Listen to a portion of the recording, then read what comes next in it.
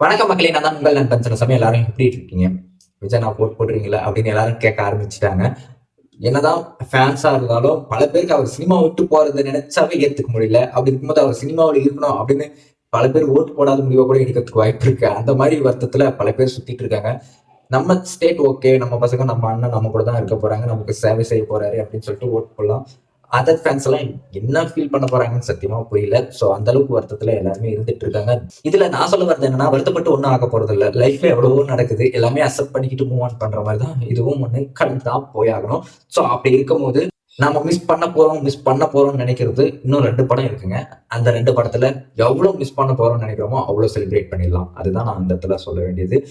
த கோட்டுக்கு அப்புறம் யார் ப்ரொடியூஸ், யார் டைரக்டர் அப்படின்னு பெரிய பஸ் டாக்ஸ் போய்க்கிட்டே இருக்கு. ஏன்னா கடைசி படம் அவர் வெற்றியில தொடர்ந்து தமிழக வெற்றி கழகத்துல முடிய போற அந்த படம் யார் இயக்குனர், யார் ப்ரொடியூசர்ன்றது பெரிய விஷயமா இருக்கும். அந்த ஒரு படம் எப்படி இருக்க போகுதுன்றது முக்கியம் இல்ல. அந்த படம் ஸ்கிரீன்ல போய் அண்ணனை பிக் ஸ்கிரீன்ல பார்த்தா போதும் அப்படின்னு செலிப்ரேட் பண்ணதுக்கு மட்டும்தான் எல்லாருமே வெயிட் பண்ணிட்டு இருப்பாங்க. ஸோ அந்த ஒரு லக் யாரு கிடைக்க போகுது அப்படின்றது தான் எல்லாருக்கும் ஒரு எக்ஸைட்மெண்ட் இருந்துட்டே இருக்கு.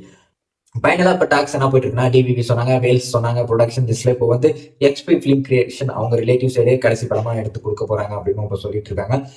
இன்னைக்கு டாக்ஸ் அப்படி டிவிவி ப்ரொடக்ஷன்ல தளபதி 69 உருவாக காத்துட்டு இருக்கு. அந்த படத்தை இயக்க போறது வெற்றிமாறன் அப்படின்ற ஒரு டாக்ஸ் போயிட்டு இருக்கு. ஸோ ட்ரீம் கம் ட்ரூ அப்படின்னு பல பேர் ஷேர் பண்ணிட்டு இருக்காங்க. பல பேர் எதிர்பார்ப்புக்கான ஒரு காம்போவா தான் இந்த ஒரு காம்போ இருக்கு. வெற்றிமாறன் அவர்கள் ஒரு பொலிட்டிக்கல் ட்ராமா தான் விஜய் சொல்லிக்கிட்டே வந்துட்டு இருந்தாரு. ஸோ அந்த மாதிரி தான் சூப்பர் ஸ்டார் அவர்களே ஒரு ஸ்டேஜ்ல சொல்லியிருப்பாரு. ஒரு கதை வெற்றிமாறன் அவர்கள் நரேட் பண்ணாரு, செம்மையா இருந்துச்சு. ஆனா ஃபுல்லா பொலிட்டிக்கல் அப்படின்னு சொல்லி ஷேர் பண்ணியிருப்பாரு. ஸோ அதை எல்லாரும் இப்போ கனெக்ட் பண்றாங்க. இப்போ வெற்றிமாறன் அவர்கள் அரசியல் ஸ்டோரி, ஸோ அரசியல் விழிப்புணர்வோட ஒரு படத்தை கொடுத்து அரசியல் நின்று வெற்றி பெறது அவனுடைய வெற்றியோட நோக்கமா இருக்கும் அப்படின்னு சொல்லி எல்லாரும் ஷேர் பண்ணிட்டு இருக்காங்க. ஸோ இதெல்லாம் எப்படி நீங்க பாக்குறீங்கன்னு கமெண்ட் பண்ணிடுங்க.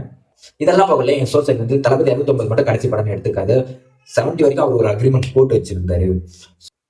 அவர் கேப்பே கொடுக்காத மாதிரி 26 வரைக்கும் படங்கள் கொடுத்துருவாரு. அந்த 26 ரிலீஸ வச்சுட்டு அடுத்து உங்களுக்கு ஹோப் கொடுக்க என்ன வேணா பண்ணலாம் அப்படின்ற மாதிரி ஒரு விஷயத்த ஷேர் பண்ணாரு. அப்போ தளபதி 70 வரைக்கும் அவர் ஒரு அக்ரிமெண்ட் போட்டிருக்கிறது உறுதிதான், கன்ஃபார்ம் அப்படின்ற மாதிரி அவர் சொன்னாரு. ஸோ அவரை பொறுத்த வரைக்கும் டவுட் தான், 70 வரைக்கும் கன்ஃபார்ம் இருக்கு அப்படின்னு அவர் தரப்புல இருந்து அவர் சொல்றாரு. ஸோ அப்படி நடந்தா எப்படி இருக்கணும் நீங்க ஷேர் பண்ணிடுங்க. மறக்காம சப்போர்ட் பண்ணிடுங்க. மீண்டும் சொல்லிப்போம். பாய்.